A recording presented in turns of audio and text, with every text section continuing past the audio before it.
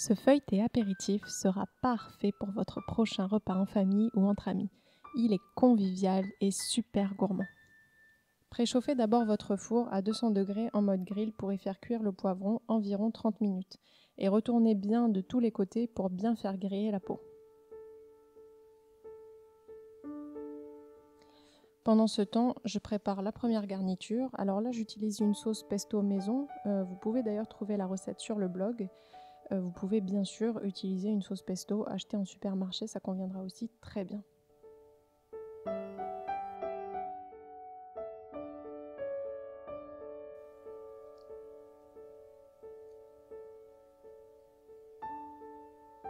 À la sortie du four, mettez votre poivron dans un récipient recouvert de film alimentaire et laissez-le minimum 15 à 20 minutes. Ce sera plus facile après pour l'éplucher. D'ailleurs, pour les besoins de la vidéo, j'ai fait ce poivron juste avant de faire le feuilleté, mais je vous conseille vraiment de faire cette recette de poivron plusieurs jours avant de faire le feuilleté, ça vous évitera cette étape.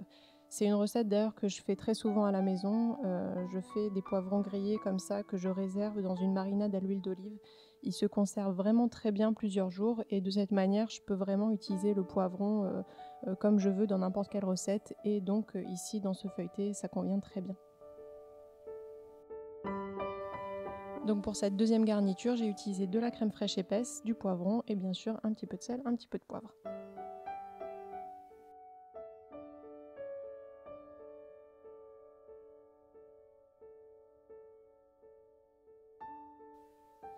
Alors pour la pâte feuilletée, moi j'ai acheté en fait un pâton de 500 g de pâte feuilletée. J'ai donc divisé le pâton en deux et j'ai fait moi-même les disques.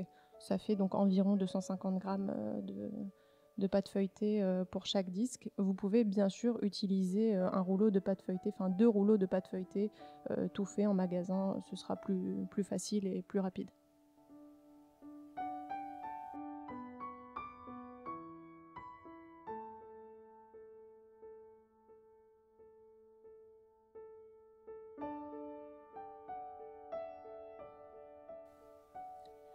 On peut mettre maintenant les deux garnitures sur chaque moitié du premier disque. Veillez bien par contre à laisser au moins 1 cm de libre sur tout le pourtour extérieur du disque pour pouvoir ensuite mettre un petit peu d'eau au pinceau ou au doigt si vous n'avez pas de pinceau bien sûr, pour pouvoir après bien sceller la deuxième pâte feuilletée qu'on va mettre au-dessus.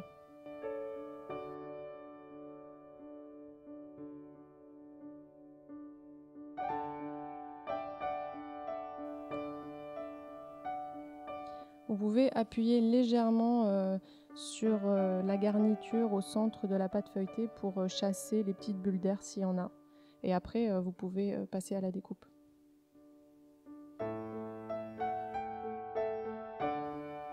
En tout cas, comme vous le voyez, c'est vraiment une recette super facile à faire, super simple. Avec de la pâte feuilletée, en plus en général, ça plaît vraiment à tout le monde. C'est super gourmand. Et l'avantage aussi, c'est que bien sûr, au niveau des garnitures, on peut absolument tout faire selon les goûts. C'est vraiment super sympa. D'ailleurs, cette recette que je vous présente aujourd'hui est végétarienne, mais vous pouvez bien sûr ajouter à ces deux garnitures du thon, de la truite, du saumon. C'est vraiment comme vous voulez.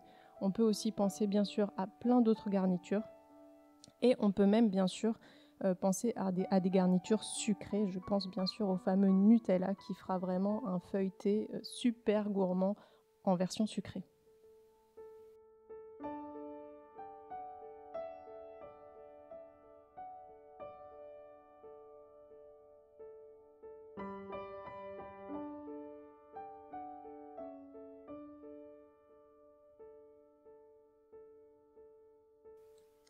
Pour les garnitures, gardez simplement à l'esprit qu'il ne faut pas qu'elles soient trop liquides parce que sinon quand vous allez donc couper les bandes comme je le fais là en ce moment et que vous allez les torsader après, les garnitures risquent de s'écouler de la pâte feuilletée si elles sont trop liquides. Donc voilà, gardez ça en tête pour ne pas avoir de difficultés par la suite.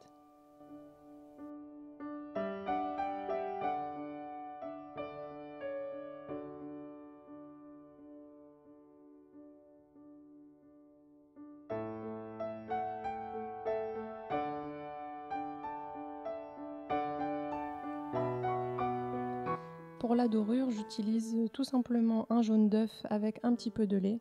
C'est vraiment pour un petit côté esthétique, ça va donner une très très belle couleur dorée, jaune doré au sapin, ce sera vraiment très beau. Et puis après, vous pouvez le saupoudrer de graines de sésame grillées, là c'est ce que j'utilise. Mais bien sûr, vous pouvez utiliser n'importe quelle graine de votre choix, comme des graines de lin, des graines de pavot.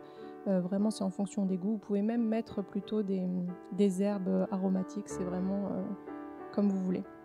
Et on enfourne maintenant pendant environ 20 minutes à 180 degrés.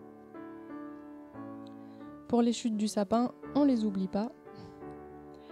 Vous pouvez couper en fait dans ce qui reste des bandes de pâte que vous torsaderez comme vous l'avez fait pour le sapin.